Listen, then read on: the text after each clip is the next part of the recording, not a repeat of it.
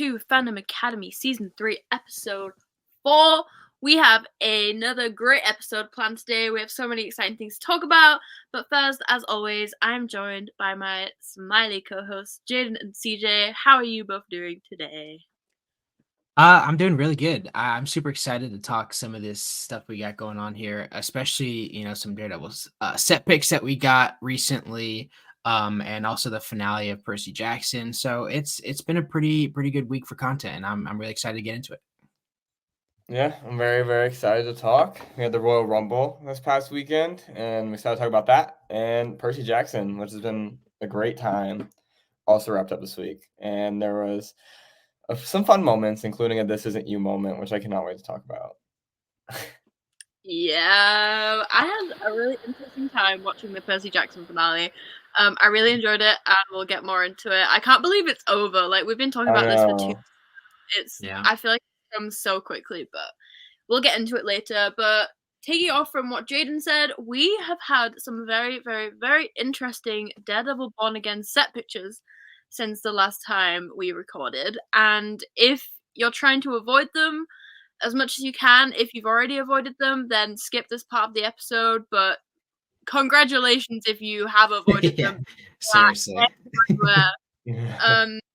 And they are pretty big. So we got some new ones today, which I will kick off with, which were Charlie Cox and Vincent D'Onofrio as Daredevil and Kingpin, just like face to face in the streets of New York, just chatting it up, So it has me really intrigued as to what their dynamic will be in this series. But yeah, how excited are you guys to see Kingpin back after the appearance we had of him in Echo? I think it set up a really great story for him. And where do you want to see Daredevil and Kingpin kind of ending up after this series? Jaden, I'll start with you.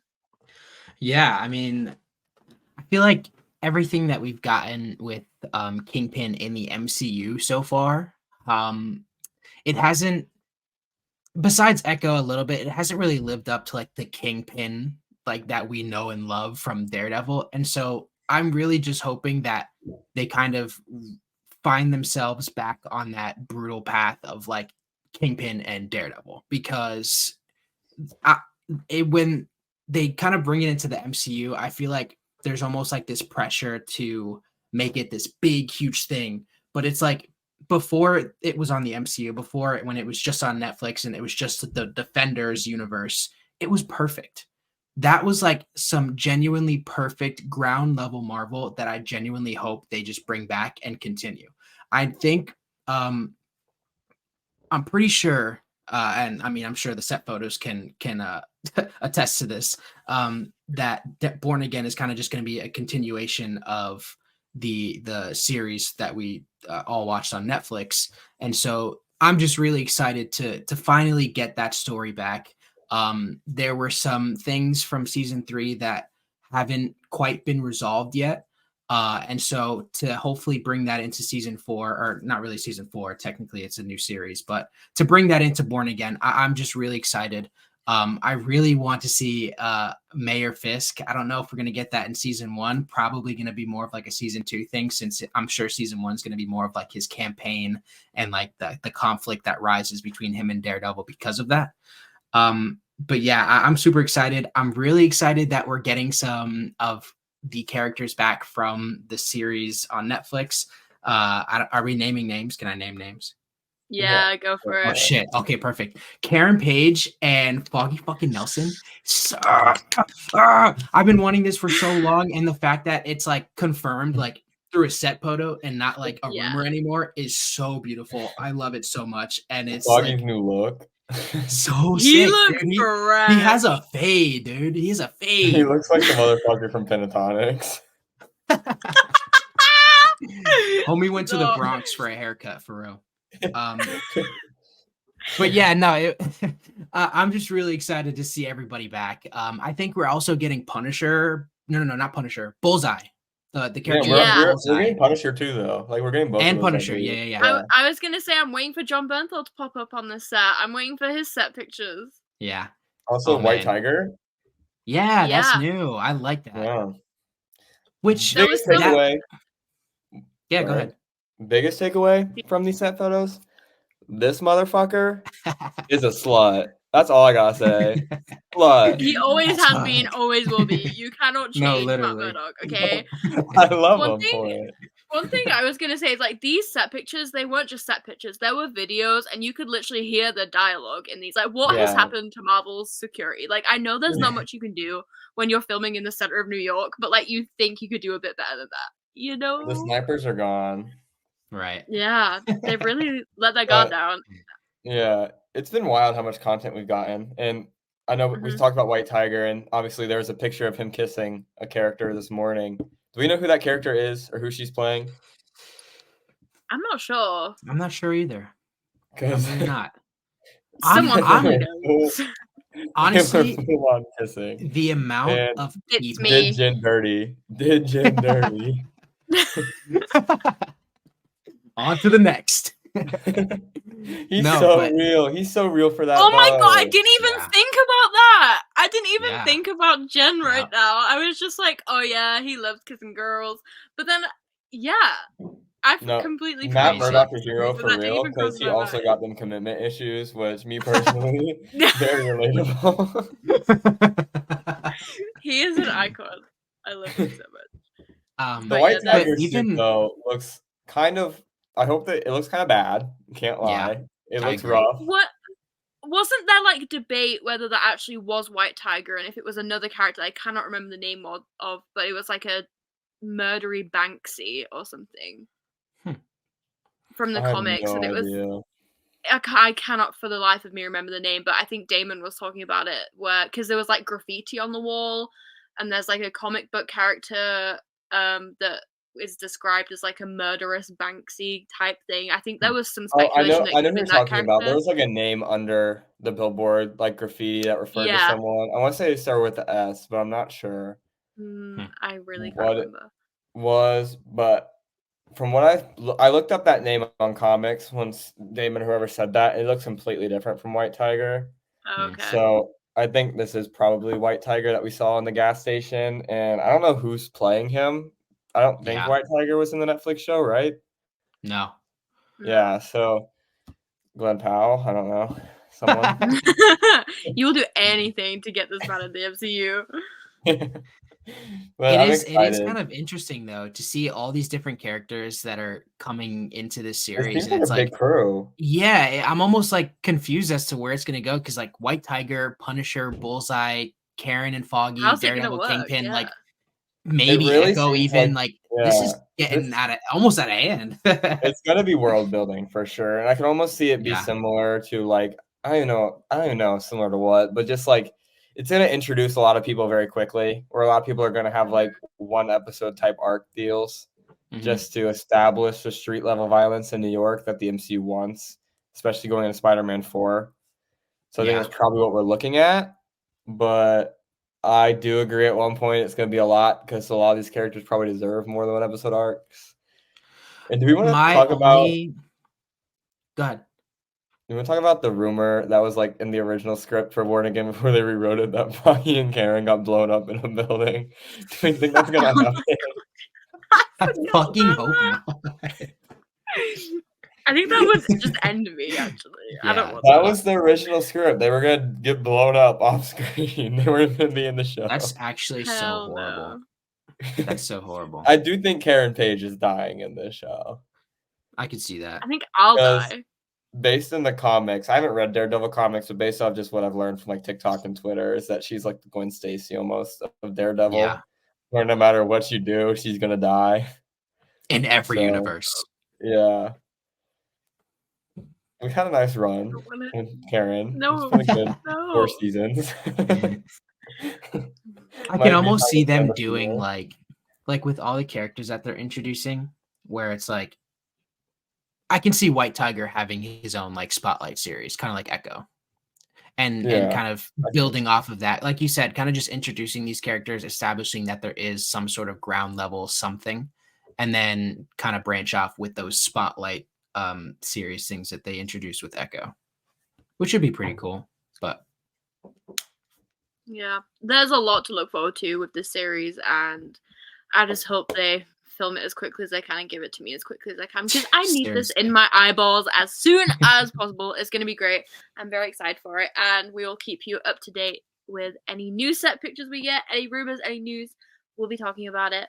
But moving on for today, Taylor Swift made it to the Super Bowl, guys. She did it. Haters be damned. I know y'all. I seen every single TikTok, every single tweet of y'all insecure masculine men praying for Lamar Jackson to save you. And what happened? Mm-hmm. He didn't. Mm-hmm. And it's not even like, oh, Taylor Swift's ruining football. I hate the fucking Chiefs. I'm a Bengals fan. I hate the fucking Chiefs. I'm just sick of y'all motherfuckers blaming at the refs and shit because Taylor Swift's boyfriend is on the Chiefs and you doing some heinous ass shit. I saw this one motherfucker who's a Ravens fan go to Target and buy a 1989 vinyl, take it out and smash it in front of Target. But the thing was, and what color was it? Vinyl was black. Did the 1989 vinyl come in black? No, it didn't. So that motherfucker bought the vinyl, was like, I don't really want to break this, and just broke a different vinyl. Fucking loser. So the comments were not only that, but that's just a waste of his money. So like, who's really the clown? You're giving Taylor money right now. Like, thank you. Also, Taylor Swift has ruined the NFL. She was on, I think someone did the math. She was on that broadcast for 24 seconds. 24 seconds of a 4-hour football game. And she's dominating the screen. Loud. She's ruining football. Shut the hell up. Okay, Joe Coy. Yeah, the last thing these motherfuckers needed was another reason to blame Taylor for literally just anything at this point. Yeah. Speaking of the Super Bowl, CJ, we have a lot of hopes for some trailers we want to see at the Super Bowl. Why don't you take this away? Yeah, a lot of movies coming out this year, a lot of expectations, and I think we're going to get some new trailers. And I think the biggest one is honestly Deadpool 3. That's the one everyone's kind of hoping for. It wrapped filming about a month ago. I'm assuming they hopefully have enough content to produce a trailer, at least even if it's short. I think they will. The movie releases in July, which might seem far away now, but in terms of a trailer, usually you want a trailer out around 6 to 7 months in advance, and we're already kind of past that point. So they're going to need one pretty quickly, and I think the Super Bowl is the best place to do it. They do drop trailers at the Super Bowl a lot. I believe we got the Marvels trailer at the Super Bowl last year, if I'm not mistaken. Yeah. Which that didn't come out until November. Or maybe just a teaser. Yeah. I don't think I don't think we're going to get a full-on trailer. I think we'll get a teaser trailer. So I'm excited. What do you guys want to see if we do get a Deadpool 3 trailer? Me personally, I want to see Dogpool. I've seen that little rat-ass dog from set pics, and it looks funny as fuck. And I want to see that motherfucker in full production. What do you guys want to see? Go ahead, Lila. You can start it up. I don't know. I'm in two minds. I'm kind of like, I want you to show me everything, and then I'm also like, I want you to show me nothing. So I have no clue what this movie is going to be about, and then I walk into it blind, and I walk out of it just fucking head blown off. I have no idea what I just watched, but I loved it. I feel like I'm kind of, for the last few Marvel movies that have released, I've tried to watch, same with Echo as well, the series, I've tried to watch as little trailers and teasers that I can. I'm going to do the opposite for Deadpool 3. I want all of it, mainly because I feel like they're not going to show us any of the main things that are going on in this film, because they're going to want to keep that under lock and key. If there's as many surprises as it's teasing or saving the MCU, they're not going to show us any of that shit until we are sat down in the cinema, I am excited for that. Jaden, I think before Jaden goes, this kind of plays off what you said. I think their strategy for this movie should be show us everything that has already been shown to us via the beach scene. Yeah. The amount of fucking set photos I have seen from that damn beach. Just make that whole beach sequence the damn trailer. Honestly, I already know everything. I think they should do some type of shit where, in Far From Home, there's like the really shit montage of the like Tony and Natasha, like this PowerPoint presentation. It should be that, but the set pictures, just the set pictures that have been leaked, and it's just this, and then it's like in Deadpool 3 memoriam in cinemas July. Yeah. Like It would be fun. those It'd be fun pictures if we are did something memorable. like that, and there was like a Deadpool commentary where it's like Ryan Reynolds just like kind of talking Yeah. us through the trailer or some bullshit, which would be really fucking funny. And when we filmed this one, I had to sit in makeup Yeah. for this long, getting this man bun on my head. That would That's be so exactly what fun. we need. That would be the perfect teaser trailer, I think. Or I at least also want something to. where it's like literally just Deadpool and Wolverine having like a kind of like how they announced it with him and Yeah. Yeah. Hugh, In but the old 2L it's house. Deadpool and Wolverine instead. Literally, you could even have Hugh and Ryan just sitting on that same couch talking about how everyone's expecting a trailer, and then give us like a 5-second montage of shit, just like quick, Yeah. like epic music. Just show us from The Last of Us, Enders, Succession, Matthew McFadden, show his face, and Nice and Proud, show his face, and I everything. don't Yeah, want I to want to see see. I wanna see. Shut up. I love that man. I want to see everyone who's in this, including Taylor Swift, put her face in the trailer. Yeah. Ever And since Make a you Dogpool, room please. I guys all can't over again. state it. ever since that one episode we talked about having Taylor's like "Are You Ready for It" playing over fucking the trailer would be so sick. Mhm. Dude, that would make the NFL fanboys so fucking mad if not That's only what I she's wanted to at the happen. game, but they We're already reveal in she's in so that deep. fucking movie. Yeah. Please. Dude, I saw a tweet that was like, Taylor has the opportunity, the most iconic thing ever, and wear a She does. jacket, and then when they show her on camera, just open it up, it says like Reputation, Taylor's version, February, whatever.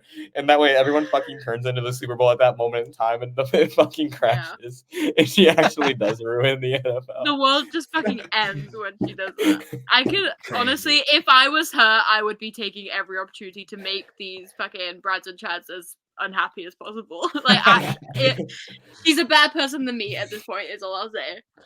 I think she hates it. I think they hate when they put her on camera because there's a clip of her at the game this past Sunday being like, "Why am I on camera?" You can see her mouth, "Why am I on camera?" And she's like, "Oh, it's the Grammys." Oh, the Grammys. That made me giggle. But She was you ready can to tell fight. she hates. Yeah, she hates being on TV, and you know it's because people give her shit about it, even though she has no Yeah. control over it, which is fucking stupid. But yes, I'm very, very excited to see the Deadpool 3 trailer. I honestly have no idea what to expect. I think the biggest reveal will probably be Matthew McFadden's character being at the Yeah. TVA. I think that's the thing that'll kind of be like the big OMG moment where they showed the TVA and the Deadpool. Because I think if you're doing the Deadpool 3 trailer, the first one especially, you want people to know this is the MCU. You want people to know that it's not just another Fox movie. So I think showing the TVA makes a lot of sense in terms of, oh shit, he's in the MCU in this one. Yeah. Rather than just being like, oh, this is just like another fun Fox movie. I think you got to make it known. And I think having any other characters, like say, I don't know, this is stupid random, but say fucking Tom Holland's in the movie of Spider-Man. You're not going to show Tom Holland in a trailer if he's in that movie. That's going to be a surprise. But I think you can get away with showing the TVA because I think we all kind of expect that anyway. I wonder, I mean, this is totally, I mean, not really off topic, but I wonder, like, besides maybe a TVA agent, who Deadpool would come in contact with first out of the MCU. It's very interesting. I don't know. I've been thinking about this. There's so many different routes they could go. Yeah. I don't know. Honestly, Tom Holland is the dream. I think Tom Holland and Ryan Reynolds could be so fucking funny together. But I honestly don't know who to expect. Like, crazy. Yeah, I don't even know. Everyone's best guess. It kind of depends, I guess, how they do it. Like, if they do it, like, take the No Way Home post-credit scene where Venom, like, whooshes away. If Deadpool kind of, like, whooshes into the MCU, then could be fucking anyone. But it just really depends how they approach it. Which I think that's one of the things I would like to see is how they plonk him into the MCU. Like, in the teaser, because I haven't really, if I'm not incorrect, they haven't like specified how he is. No one said how he's gonna get there. I think a lot of people kind of assume through some TVA bullshit, but I also think Photon. Yeah, that's what I was gonna say. I was gonna bring up. I think a a really fun route to get there would be he is in the universe that Monica Rambeau is now in, or if you're new rock stars, Maria Rambeau. If you saw that tweet, but sorry for the shade out of nowhere.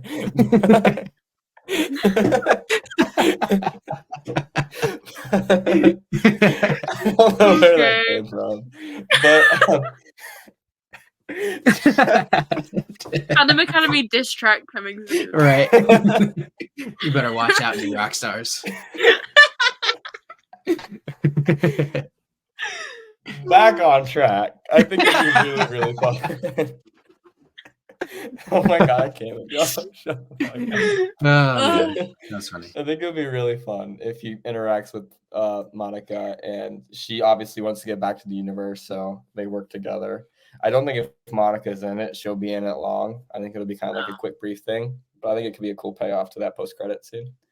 And we get to see some of the X-Men back on screen. Because I also don't know where else we would get that closure for Monica. Like, I don't know when that there's no like upcoming projects that would even like make sense, really. Yeah, other than Deadpool 3. Like, Brave New World doesn't make sense for that. I don't know what's after that. Fantastic Four. I mean, maybe. I doubt it. Unless one of these projects deals with some sort of incursion event and they're inevitably being kind of smashed together anyway. So, you know, I think, I don't know. I think most likely if it doesn't happen in Deadpool 3, which honestly I'd say is probably a stretch to say it would happen. Obviously it'd be awesome and it makes sense, but I think it's probably still even a stretch. Probably won't see this picked up until Avengers 5, whatever the fuck that's if you think about it, we don't know. Like, think about the Eternals post-credit scene. It's been like 3 years. We have no idea what the fuck's going on there. It could be years. Thor: Love and Thunder. Where the fuck is where's Roy Kent? Yeah, what's he doing? Exactly. Every post-credit scene from like 2021 and 2022, like Shang-Chi. What the shit is that? Like, we had the Avengers uniting with Shang-Chi, and where the fuck is that? Where is he at? What was after that? Eternals? No clue. Multiverse of Madness. Doctor Strange 3 is in the works, but God knows when we're getting that. Guys, I just completely forgot that like Harry Styles is totally in the MCU. Why do we? Unfortunately. That's so wild to me. Like, I don't want it. How? Jaden, have you ever seen him act? Have you ever seen him act? Yes, I watched him in Don't Worry, Darling. Is that the movie or whatever? So you know how bad he is. Yeah, I know how bad it is. I gave this to you. I gave you all of this, Alice. I gave this to you. I will never forget. Honestly, people talk about all these moments in theaters, like, Luke, I am your father. When Captain America picked up the hammer. The most shocking moment in theaters is when we saw what Harry Styles actually looked like in Don't Worry, Darling. Get out. Because I jumped out of my seat. I was like, oh my God. It was a jump. Damn, that's funny. That's so funny. God. So funny. Shit was wild. Do not take me back to the Don't Worry, Darling era. I remember when we were sitting on Twitter. One of the most infamous Twitter moments for me was when we were all dissecting whether Harry Styles spit on Chris Pine or not. I forgot about that. Oh my God. That was like the highlight of that whole year. I also, before we move on, all I'm going to say is I need to know what happened on that set. Yeah. Some shit went down. That was a messy ass set. Yeah. I need Florence Pugh to write a book or like have an interview with Oprah. I feel like they would be the only like. Were you silent? Were you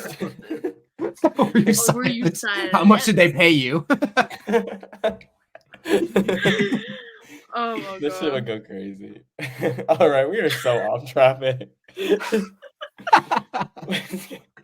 As per Let's usual, get back on track. Does anyone have any more hopes for trailers we might get at the Super Bowl this year? I don't really. I will say this one thing that I did see, not a trailer, but I did see that SpongeBob will be performing. Oh, yes. The Super Bowl. Sweet tree. Fucking crazy. Yeah, they're Did you CGIing wait? Sweet Victory. Yeah, They're yeah. redoing it. They're Sweet Victory, reanimating that's what it that was. scene, yeah. I fucking Yep. love that song. My I fellow know. Cincinnatian and Bengals fans will know that the Bengals play that song every single time the Bengals win, and it is so awesome. Joe Burrow is the biggest SpongeBob fan on the planet, and I know he's gonna be geeking out at home watching Yeah. the Super Bowl play out, unfortunately. Yeah. Just made myself sad saying that. But but we'll recover, and that's gonna be fucking awesome. And if it wasn't for the trailers, I would totally watch the Nickelodeon, or not the trailers, the commercials. I would totally watch the Nickelodeon broadcast of the Super Bowl, because that's gonna be fun. And it's something I wish was Yeah. around when I was a kid, because I would have ate that shit up. Oh, I would absolutely. have loved it so much. It But would have made it so much more fun. before we're done with the Super Bowl, we do a big pop culture event that happens every year at the Super Bowl, and that's the halftime show. Last year was done by Rihanna, who devoured. Unreal. Also, we have shout out, Usher. because I've been seeing TikToks about it recently. Go back and watch the ASL performer during Rihanna's halftime Super Bowl show. If you haven't seen it, she is crazy good, and it's so fun to watch. But Usher is who we have this year, and I think it's been a while since we've had a terrible halftime show. I mean, in recent years we had the amazing one year the Bengals were in the Super Bowl with Kendrick and Eminem and Dr. Dre and Mary J. Blige, which was amazing. We had Rihanna last year, which was so good, but we're due for a bad one. And quite frankly, I think this is the year. I just don't understand where it came from. Like, man has been off the face of the earth for years now. Can I be honest? I thought he died. What? When? What? Literally, what when? made you think he died? Oh, fuck. That's so funny. Oh my god. You guys are making me cry this episode. I think I got him confused with someone else. Clearly, because Usher's not dead. He's performing the halftime show in approximately. I thought it was gonna be some like ABBA 9 Voyage type days. shit where it was like a hologram. Hologram? A hologram halftime show For the Super at Bowl. the Super Bowl. This is just telling you how not American Layla is right now. But Leave me alone. yeah, when Usher was announced, I was like, okay, I I was know like, 2 how? songs. I know 2 songs. I know Yeah and DJ Got Us Falling in Love, which are both fire songs, by the way. Like, Baby tonight. I love Usher. I think Usher's great. It's just for a halftime show, Yeah. 15 years out of his prime. What are we doing? I'm just 15 thinking, years like, out of his grave. I'm just thinking of all the other artists that they could have possibly reached out to. Anyone. That's the thing. They Literally did. anyone. There are reports that Miley Cyrus, Taylor Swift, and Ed Sheeran, of all fucking people, rejected the Super Bowl halftime show this year. Well, I understand why Taylor would, to be honest. She's too big for Miley that shit. is kind of crazy. I didn't think she would. I would have loved to see her on there. I think she would have been great, but also, yeah, I'm sure she has her reasons. Ed Sheeran flat out said he rejected it because he didn't think he'd be a good halftime show performer. Which, Listen, honestly, at least he's respect to him, because Sometimes his I feel music bad for would him. not be. No. Sometimes his music is not the vibe for the halftime show at all. So that'd be like, I don't know, if fucking. I don't even know. Like John Mayer went and did the halftime show. Although he'd probably kill that shit. Oh no, you know what? John Legend. I was thinking John Legend. My Okay, I was going to say we might need to replace you on this show. I was thinking. I heard John Legend. I heard John Legend. You John know who Legend, should maybe. do the halftime show? Ryan Gosling. I'm just kidding. Anywhere else I be a turn. Sure. Moving on. Yeah. I want Post Malone to do a halftime show. I think Post Malone would devour that that would be He good. shit. 2 years ago, me and my friends would always talk about Post Malone and Lizzo doing a halftime show together because that would be so iconic. But unfortunately, Lizzo is now canceled, and who knows what Post Malone's up to? I think he's making a country album currently. So, Oh Lord. Speaking of country albums, this is so off topic and not even on the script, but I'm shouting it out because I love her. Lana Del Rey announced either today or last night that she is making a country album called Rodeo. Nice. So That's gonna be so good. it's gonna I'm devour. We ready. love Lana. But yeah, Super Bowl.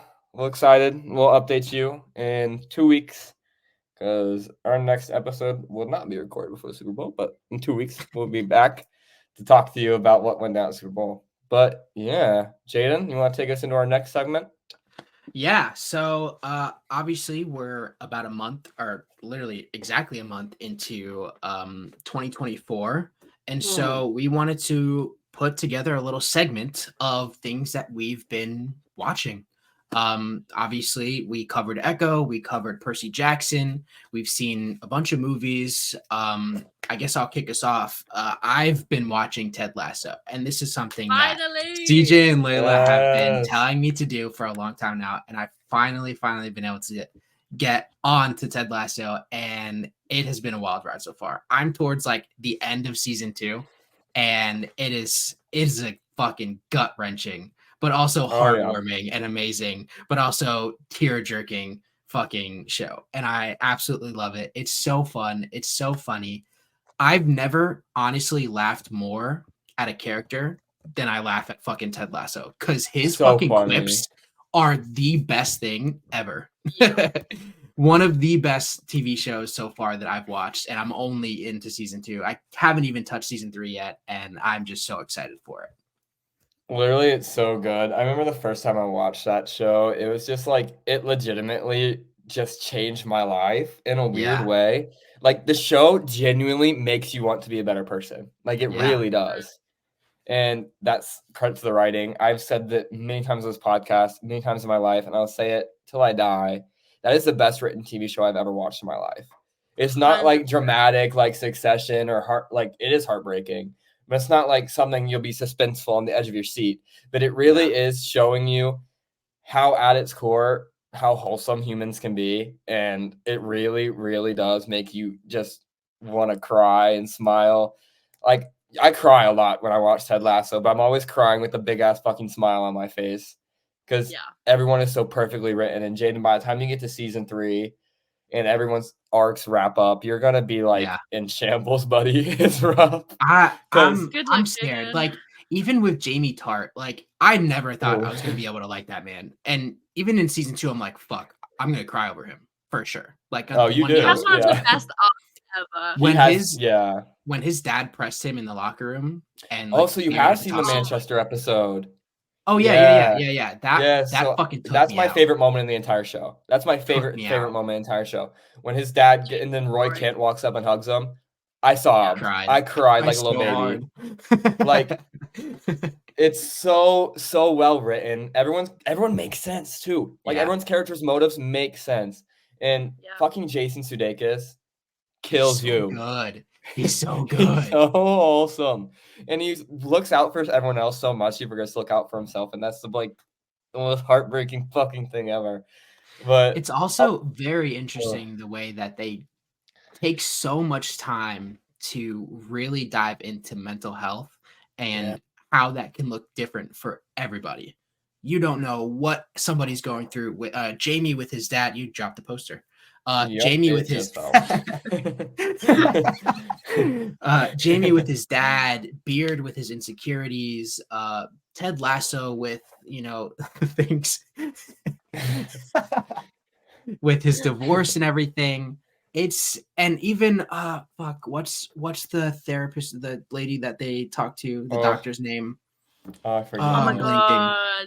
But even Doc, when I saw that's just all he calls her. So Doc, yeah, we'll call her Doc for now because I'm completely blanking. But when we kind of get into her apartment after she has that accident on the bike and see all those alcohol bottles, I was like taken aback. I was like, shit, she's going through it too. Sharon, there it is. Yes. I was like, shit, she's going through it too. So everybody's got something going on, and it's super interesting to see how that kind of unravels. And it's been an amazing ride. I love it so much. Yeah, especially when you get to the 3rd season, like Literally everyone in that show feels like bigger than life. They all feel like your best friends, and it hurts. Yeah. And I just actually started rewatching it last night. I'm already 5 episodes in, which is just Yeah.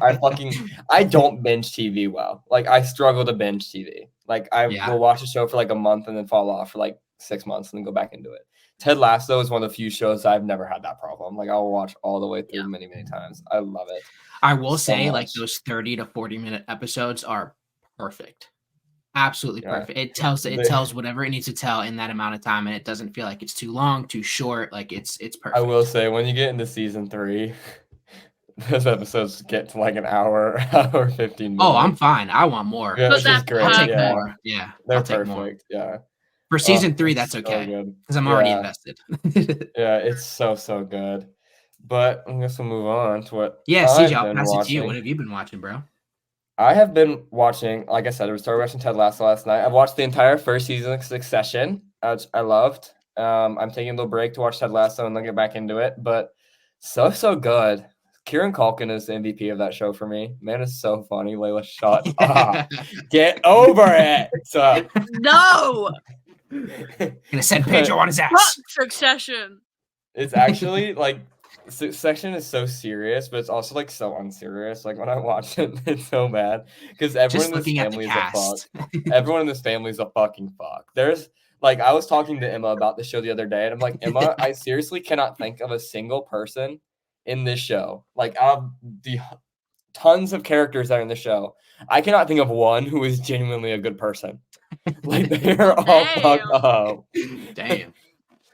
Like I'm rooting for like Kieran Culkin and Sarah Snook's characters, but like objectively, they are terrible people. Like they are terrible people.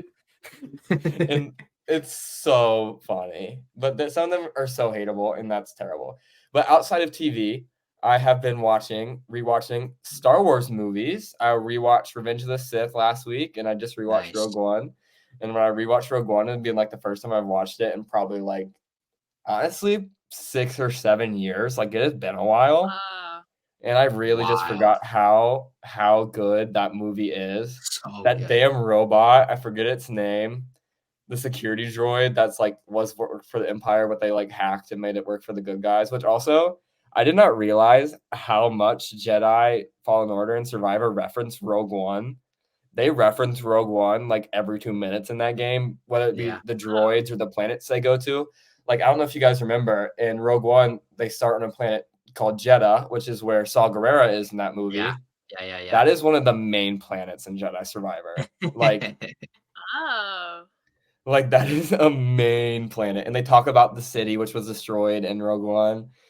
And there's so many references to it. It makes my heart full. And I love it. But on the timeline, though, does the game come first or does Rogue One come first? The game comes first, I believe. Okay. Because Rogue One is like right before A New Hope, like literally in the days leading up to A New Hope, whereas Survivor is still a couple years. I know Fallen Order is just basing off Cal's age, I'd say 10-ish, give or take, years after Revenge of the Sith. Let me look up on this timeline real quick. Yeah, because I'm almost thinking, I'm wondering how, like, maybe if, well, I guess not really, if they did, because they can't really do like a Rogue One sequel. That's literally A New Hope. Also, yeah, literally everyone in that movie. Dude, I have a core memory with Rogue One because I was playing a basketball game like when I was probably, I think that movie came out in like what, 2018, 17-ish. Yeah, it was a long time ago. But I was in middle school and I was playing my rec basketball game, and I was telling someone on the other team, like the opposing team we were playing, I was like, oh, I'm going to see Rogue One tonight. And he's like, they all die. And I was like, haha, funny. Because I just thought he was being a dick. And then I watched the movie. I was like, I'm going to kill that motherfucker. Oh my God, stop. It was his tactic to get in your head. No, because it also didn't work. So like when someone when someone tells you before you're gonna watch a movie, oh, they all die, like you're like, no, there's no way everyone dies. Yeah. Well, they all died, but I am struggling to find the timeline of this. Star Wars. The Star Wars timeline is so convoluted, but that's a conversation for another day. We could It's have a so whole confusing. episode on the Star Wars timeline. And the poster is Literally. completely off the wall. There it is. What What poster was it? it? It was Thanks. my Blade Runner 2049 poster. Ryan's on the Damn. floor. Ryan him is on the up. floor for a little bit. I'll Okay. pick him Beautiful up. man. I'll pick him up. So Fallen Order is 14 years before A New Hope. Oh, shit. I'm sorry. That was funny. Go ahead. I didn't even hear what you said. I don't want to know. Revenge of the Sith is 19 years before A New Hope. Fallen Order is 14 years before A New Hope. So Fallen Order is only actually 5 years after Revenge of the Sith. And then Jedi Survivor is 9 years before A New Hope, whereas Rogue One is literally right there. So Rogue One is 9 years after Survivor. So okay. And based off the events of the Survivor game, if you've played it, it makes sense why none of Cal's crew would be on Jeddah anymore. Rest in peace. But yeah, it was very fun seeing all the. I took them as, oh my god, that's the thing from Fallen Order. When it was really, when you're playing Fallen Order, oh my god, that's the thing from Rogue One. But I was like, also saw Guerrero's in Fallen Order too, so that was cool seeing him in live action because he was like Cal's go-to man for the Resistance. Yeah, which is interesting since Saw Gerrera was mostly reflected on as a extremist. But Layla, what have you been watching as of late? Well. I have had a great past 2 weeks. Controversial comments. Yeah, anyways, I don't regret anything. I have been having a Ryan Gosling marathon. There are so many amazing films that this man is in that I have never seen before. The main one being La La Land. I had not seen La La Land until 2 weeks ago, and then I watched it twice in about 4 days. The first time I watched it, oh my god, my heart was ripped out, but I did not shed a tear. I was just like, wow, this is one of the most beautiful things I've ever watched. Second time, however, I did have to lie in a dark room and just sob my eyes out for a solid 45 minutes. Yeah. I've had the soundtrack on repeat. Like, I haven't Soundtrack is one of the best soundtracks I've ever heard. Period. I haven't listened to Taylor Swift in about 6 days because I've just had the La La Land soundtrack on, and I feel like a fraud, but I can't do anything about it because this is just like in me forever now. Yeah, I can't do anything about it. I'm obsessed. Even like I want to watch it again. Even the songs on that soundtrack that are not like people singing, like the soundtrack from the planetarium, which is where they like dance through the stars. And the epilogue too. Yes. I want to die. I can't listen to the epilogue because it makes me cry. And the end as well, like that last snippet is just also like, every time I listen to the audition, the Full Suit Dream song, I cry. That movie, I rewatched it after you rewatched it because I was like, I'm due for a La La Land rewatch. And actually, when I rewatched it, I was like, this is so up there. And it actually passed Tick Tick Boom in my all-times rankings and moved to number 2. And Tick Tick Boom went down to 3, which is shocking. I never thought that. It's already made it to my top 4 on Letterboxd. Yeah. It's my number 4 right now. It is a great film.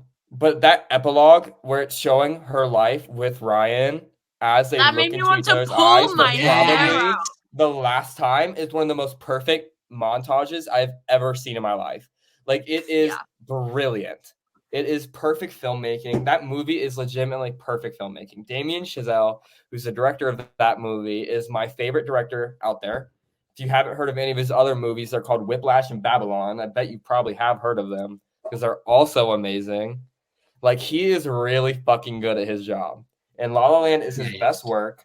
And his work with Justin Hurwitz, who is his friend from high school, who composes all of his movies, is insane. They are the best duo out there in terms of director and composer. And I know that's very controversial because I'm challenging Sam Raimi and Danny Elfman, who are phenomenal too. But Justin Hurwitz and Damien Chazelle are just fantastic. Listen to the Babylon score. Listen to the La La Land score, and tell me I'm wrong. Oh my god! Tell me I'm wrong.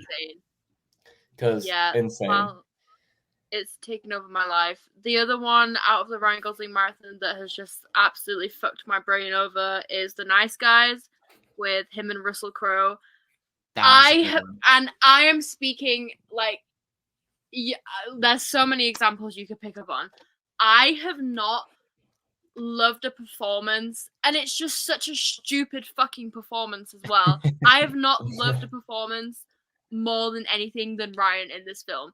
Everything he did, I actually was just like, I could not stop laughing. I could not. It's driving me insane how much I love this film, because it's just a stupid little action spy comedy film, and it's just like absolutely fucked me over. I can't stop thinking about it. Like, it's insane. I love it so much. I've actually never seen that one, but I need to watch it. Really, it's nothing but great things. It's really fun. That has already made it to Ryan Gosling. It's already made its number 3 on my Letterboxd top 4. My Letterboxd top 4 shuffled around a lot this month.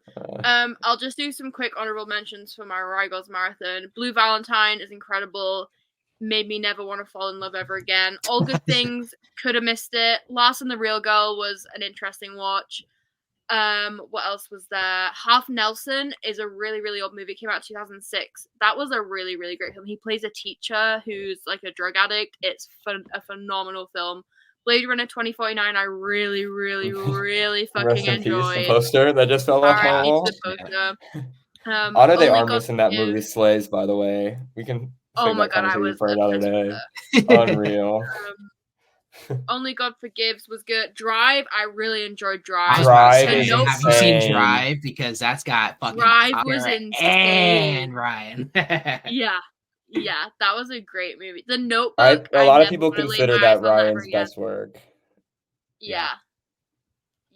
The Notebook I never want to touch ever again. That one crushed my soul. Yeah, no, I don't even want to talk about it, please. Ryan loves making romance movies that just kills you. Yeah, he's fucking good at it. And then the last one is Crazy Stupid Love, which I want to watch another 50 fucking times. It was hilarious. Is that the one with Steve Carell? Yeah. Yeah, that one's funny. I like that one a lot. That's a good one. The twist in that one was a lot of fun. Yeah, that whole scene where they're in the garden is like the funniest thing I've ever seen in my life. But yeah, a lot of great films. I watched 32 new films in January. I'm really excited. Didn't you watch Brokeback Mountain? I did, yeah. What led to that? I'm curious. I was feeling yeah, I don't know. It just kind of no comment. That movie is moving on. Definitely a movie of all time. It definitely has shots and sequences, and I definitely watched the movie. Yeah. There you go. That's a good way to put it. Anyways. It's good though. It was great. I was really sad though. Gay cowboys. It's like Strange Way of Life, but more serious. Literally. I'm actually so sad. How can I watch Strange Way of Life? Because I haven't yet, and I want to. I know it's a short. I can't. We don't promote that here, though. I did. I don't know. I have it on Blu-ray. It was like £5. You probably get it for like a few dollars. I'll fucking see if I can order that shit off Amazon or something. Yeah, you probably can. Also, this is really random, but it just pops into my head. February 9th. Anyone But You is releasing in theaters with an extended cut for Valentine's Day. Go see it, motherfuckers. Maybe we'll get Glenn's penis in the extended cut. Feel the pain on your skin.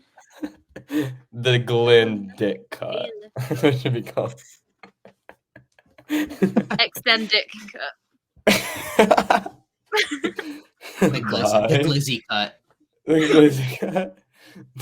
What the motherfucker call it in the movie with the anteater? Whatever.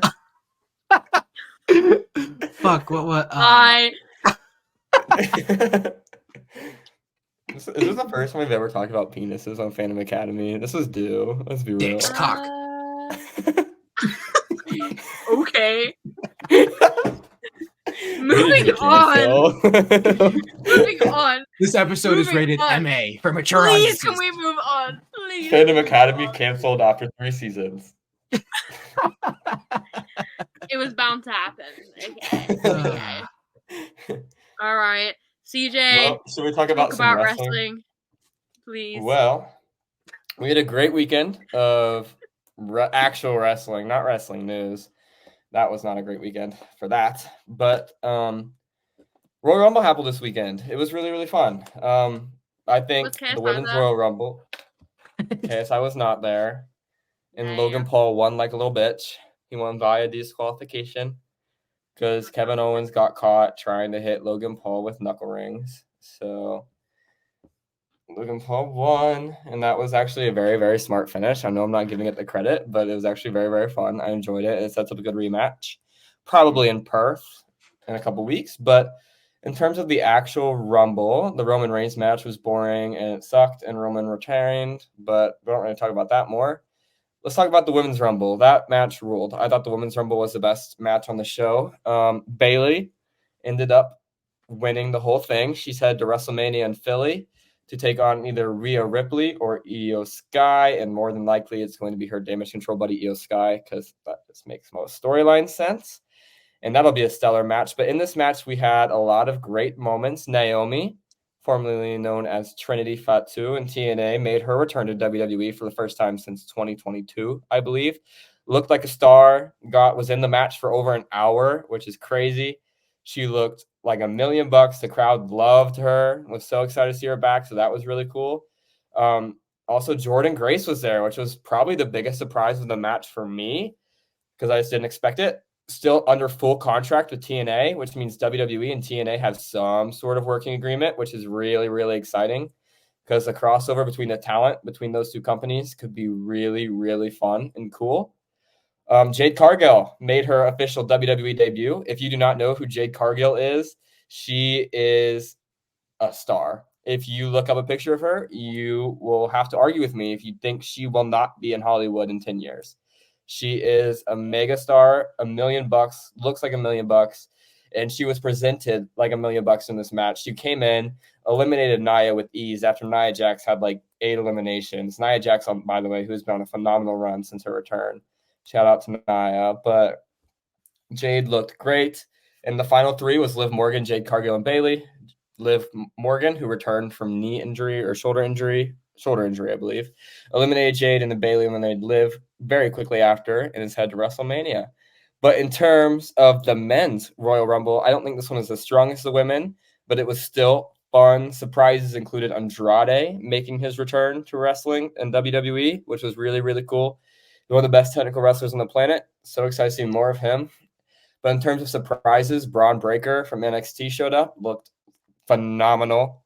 Pat McAfee joined the match for a hilarious moment where he was about to go in the ring, got scared, and eliminated himself, which could be argued a waste of a spot for an actual talent, but it was funny. I giggled. So I'm fine with it. And it came down to Cody Rhodes and CM Punk. And as Rachel Leishman is very, very, very excited for, Cody Rhodes wins, and he's headed to WrestleMania to finish the story. After the match, he pointed at Roman Reigns, declaring that's who he's choosing, despite the shenanigans that happened on Raw between him and Seth Rollins, where Seth was begging him to challenge him at WrestleMania. I do believe it's going to be Cody and Roman.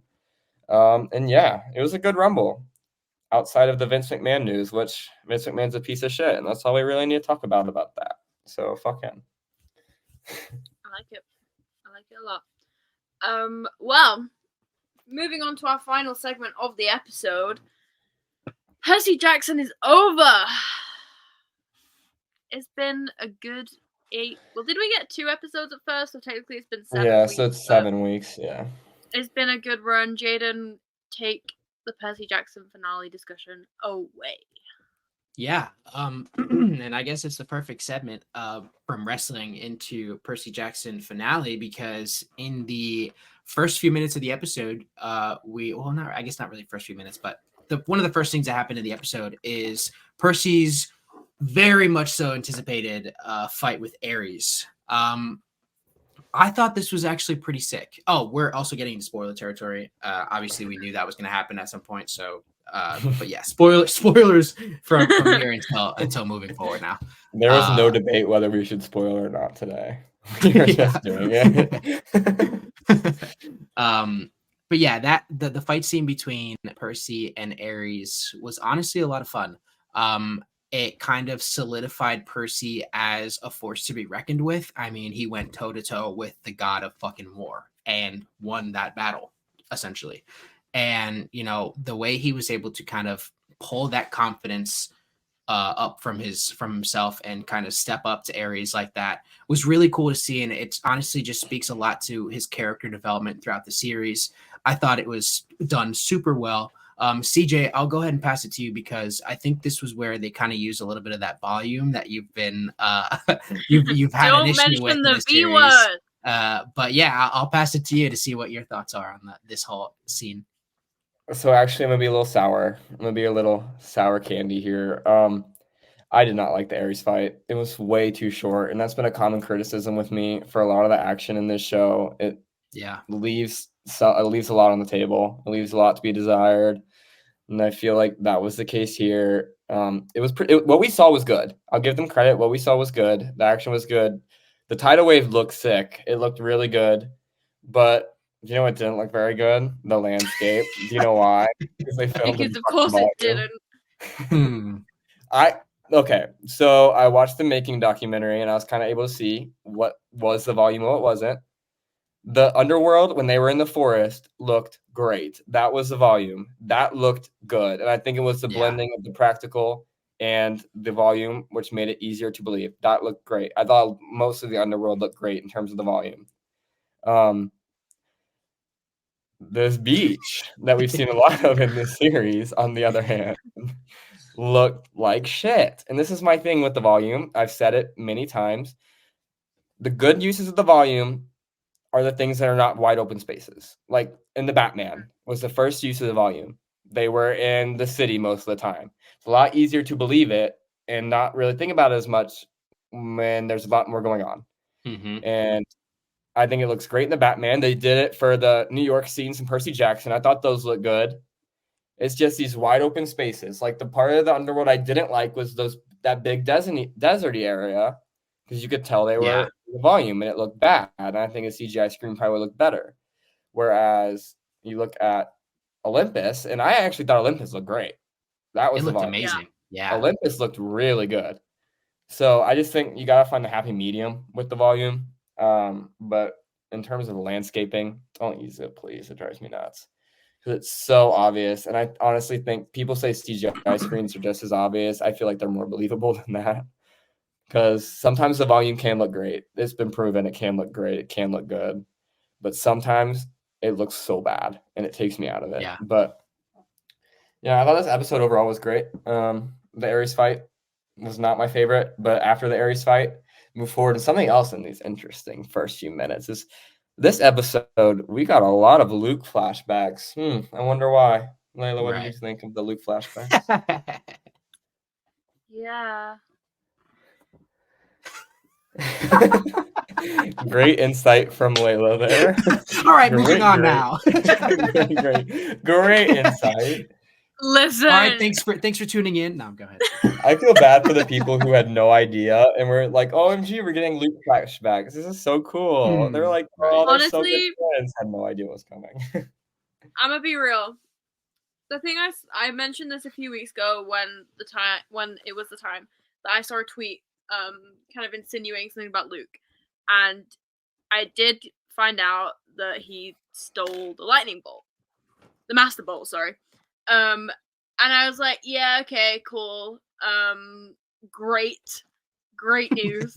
I did, however, I was pleasantly surprised this episode because I thought Luke was gonna go on a fucking murder spree or some shit like that. I thought he was gonna try to just take over everywhere, be like slashing Percy down. Like, it didn't go the way I expected it, which I was happy about. He didn't kill his father. Unfortunately, he did not kill his dad. We'll get there, hopefully. I don't know, I haven't read the books, but we'll pray. JK, not. But yeah, you know, Luke was a good character, but I did find out that he was gonna have some shady shit going on. But like, I cannot remember for the life of me the character's name, but when he said about it being more dangerous that he wasn't going to try to kill Percy, it was more dangerous that he was going to try and recruit Percy. I Yeah. think that was like the thing that I was Yeah. like, oh shit, yeah, you got a bit of a point there. Because a Actually. lot of the gripes that Luke had were similar to views Percy has expressed Yeah. in terms of his parents abandoning him, which we'll talk about Poseidon in a minute, but I want to talk about Luke just quickly. His sword effect looks great. It looks so good. It does look copy and pasted from the extra in credit scene from Multiverse of Madness with Clea. It just looks like they changed the color. But I don't care because that looked great and so did this. I thought they both looked really good. I'm excited to see where it goes. I remembered bits and pieces of the Lightning Thief. I remember absolutely nothing from the Sea of Monsters. Like I cannot tell you a single plot point. But I'm excited. I have the book here, so I'm gonna read it after I finish the Lightning Thief and kind of get a gist of the story going on there. But I'm very, very excited. For some reason, the second season has not been greenlit yet, even though this series had gotten like more views than like Loki season 2. I think the Mandalorian season, like a lot of big shows, like did not get as many views as Percy Jackson has. Also, while we're talking about views, Echo is doing phenomenal. Echo's getting hella views, and I'm so very happy that a project like Echo is getting views. W for the indigenous community, W for the deaf community as well. It's just that's a great project to be getting a spotlight like that. Like that makes me very happy. But back to Percy, the Luke shit was wild. So good. Yeah, the Luke stuff was very wild. And I mean, obviously I knew what was happening. But even in the moments leading up to Percy kind of realizing like, oh shit, Luke is the Lightning Thief. Like I kind of felt it in my heart. Like I was like, oh shit's about to go down right now. And I already know what's happening, but it still feels kind of crazy. And then, you know, kind of with Annabeth showing up with the invisibility cap, kind of supporting Percy in that. That was pretty cool. But we also in this episode finally got our first look at Zeus. And I'm a little sad that they kind of portrayed him as like a businessman in this. I would have loved to seen like, you know, like big, mean, mighty Zeus. I understand what they're doing. I understand how they're, you know, making these decisions. I know Poseidon is also kind of shown as just like a regular dude. And I guess it kind of plays well in terms of how the demigods and the gods kind of interact with each other. But I think first of all, rest in peace, Lance Riddick. Yeah. Dude gave such a good performance. Good. Rest in power, King. No, seriously. I'm really sad that we can't, you know, kind of continue moving forward with him as Zeus. It was really cool to see him in that position, and he fucking delivered it perfectly. Seeing him and the way his intense ass stare at fucking Percy when he kept pushing and pushing was really cool. And then Poseidon eventually kind of showing up and be like, all right, let's settle this here and now so we can focus on the real issue, which is Kronos at the time. But yeah, Zeus looked really cool. And I'm really glad that, you know, kind of in this series, we were able to get him and see him kind of in that spotlight. So, and one of the things that I wanted to mention about, it was the end of the episode where Percy was having a dream, about his mother, I believe. And then everything turned dark. He was in that beach house, again, the beach that we keep talking about. And Kronos Kronos in his decrepit form shows up at the front door and is kind of like, I forget what he said. He basically said that he needs his Percy to survive in order for his plan to work. And that's where I'm kind of like completely like, I don't know what happens after that. I don't know what happens after the Lightning Thief. I don't know what kind of like I don't know what happens in Sea of Monsters or anything that comes after that. I completely forget. So this is all new territory for me now, and I'm really excited for it. I think with season 1, it felt, I guess, to me a little more rushed, only because we have so many, like we have the book, we have the movie. Now they're just kind of like putting a little bow on it so that we can get into season 2, which is a little bit, I mean, obviously we have a movie and a book for that too. But I'm excited for hopefully getting a season 2. I don't see why they wouldn't. They'd be crazy not to. Yeah, sir. The way that this ship blew up, crazy. Come on. It's also just like very good TV, but they gotta low key. This is what happens. We saw that happen with Stranger Things. They gotta get on that shit quick. That's the thing with these shows. You can't dilly dally, because if you've seen pictures of Walker recently, like in this show, he's maybe a couple inches taller than Leah. He towers over her now. Like when they were at Disney World, he's significantly taller than her, and he's just gonna keep growing. This is actually something that I did not know. Gabrielle actually brought it up to me about the books.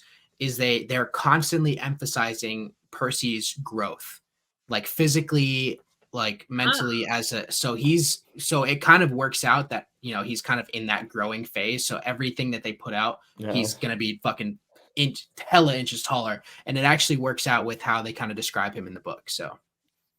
Which is good, but still, I think. I still like need 14 years old. He can't be 25. I need it very soon, and it's not like they have like to do any. We've already have a book, have a movie. You have shit to kind of go off of. Just put it out there. Just give it to us, so then we can get into the unknown territory of stuff that we haven't seen. Depending on how quickly they can write, it'd be smart, I think, if they film season 2 and 3 almost even back to back. Kind of do them like how Hunger Games did Mockingjay. Just film them at the same lot, and that way you have them stored up for so long or whatever. I think that'd be good too. It's very, very exciting going in. We heard Grover say at the end too, no one's even checked the sea. What sea? Right. Oh Lord. Oh boy. Well, yeah. Do you guys have any more closing remarks for the finale of Percy Jackson and the Olympians, season 1? Poseidon can give me a demi-child. Oh my god. Oh, when they were speaking ancient Greek, that caught me so off guard. I was like, that was such a cool detail. I love that. And how Percy caught on to it. And that moment, between Percy and Poseidon's like, do you ever dream of mom? Oh, and he was like, bye, bitch. I'm not answering that question. Oh, look at the time. Right now. Do I dream of your mom? We all know the answer is yes. Your mom. We all know the answer is yes. But... Of course he does. He loves that woman. I dream about Poseidon, actually. You know what? I dream about Sally Jackson too. Yeah, she's a boss. She's a boss. She's an icon. But also, fun fact, fun Leah news. I didn't realize this. Do you guys know Beast with Idris Elba? Yeah. Leah is actually one of his kids in that movie. Yeah. I knew her face looked familiar, but I couldn't. I haven't seen Beast, so I had no idea. Yeah, that's cool. Also, she was good in this last episode, Jaden. I'll say that. So this last episode with her, I will say, was probably like the best Annabeth we've gotten from her. And if we can get more of that, especially like the last scene where they made that pact by Thalia's tree, if we could get more of that dynamic between those three, fucking perfect. She had personality. She didn't feel so stiff. She felt more open to them. And it was super fun. I loved that. And, I think we should continue with that. Yeah. I will say I did not like one of her line deliveries in this episode. There's one line. It was when she took her hat off. I heard everything. Yeah, I thought that was kind of rough. But no one's going to be perfect. And Leah is very, very good as Annabeth. I'm so excited to see more of her. And that's the thing. These three are very young. They're all so young, and they are going to continue to get better and grow. And by the time we get to like season 3 or 4, they're going to be so fucking good at this, and their chemistry with each other is going to be off the charts. Shout out to the documentary, because while they've been on set, they've also been doing school, and they do it together. And it gave some good content, because they were doing like, I think Arian and Walker were doing like a physics project together, and they were doing like arts and crafts and stuff, and it was really fun. That's funny. Can you imagine? Those are my children. I love That'd be a ton of fun. Also, I don't know. This is weird because but we're probably not gonna talk about Percy for a while. The Percabeth thing. I feel so weird shipping them because they're like 12 years old. But I want to so bad. So bad. It's such a weird position because I don't know. Like, are we supposed to ship them? Like, they're 12. I don't know. Also, I love think I've brought this up before, but they're like a top 10 ship on Wattpad. Like people write shit about them on Wattpad. Wait, are we And I talking? think- Are we talking specifically like this Percy and Annabeth, or like Percy and Annabeth period? Percy and Annabeth period. They're like, Oh yeah, I 1000% ship them. Yeah. let me be clear. I have not read the Wattpad stories that I've written about them. I really, really, really hope they're not smut. So I am Right. saying this, Yeah. plugging Wattpad, assuming they are not smut. But if they are smut, But don't take CJ's word for it. Right. Someone's gonna go on a fucking Wattpad and be like, CJ, bro, what? I have not read any of it. If it's smut, I'm sorry. I did not mean to promote it. He didn't read it, he wrote it. Right. No. Do not be saying that shit. Fuck Wattpad. We're never talking about Wattpad again. AO3 supremacy. Anyways. First it was fucking bootlegging movies, and now you're fucking on Wattpad. What's next, DJ? What's next? Anyways, Probably I'm ending the episode. Thank you for tuning in. Percy Jackson was great. This has been a great episode. Thank you for listening. Follow us on all the socials at Fandom Academy. Including CJ, OnlyFans. Jaden. Yeah. No. Why would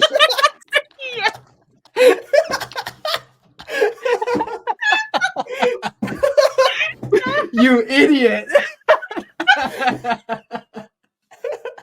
Yeah. God damn. Oh, you're killing me this episode, dude. I don't know. Can someone else end the episode? All right, it's been a great episode, guys. Thanks for tuning in. Obviously, we're all super giggly. Tune in the last week's episode to hear the outro.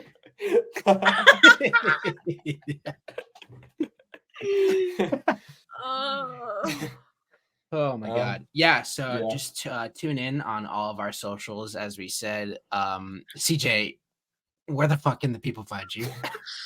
On the streets. On the corner. Okay, you can find me on Twitter at CJDart_ and Letterboxd at the same spot. And maybe I'll work that corner. Work that corner for a follow on Fandom Academy. There is no shame in working the corner. You gotta do what you gotta do. Okay, Layla, where can the people find you? You can find me anywhere at fuck is that. That's it. You guys can find me pretty much anywhere at jaden.cmduran. Also at duran.drinks, because I'm also a bartender and I make bartending content. So tune into that. And also the Agents of Fandom TikTok. I'll be posting some more stuff on there too. Bye.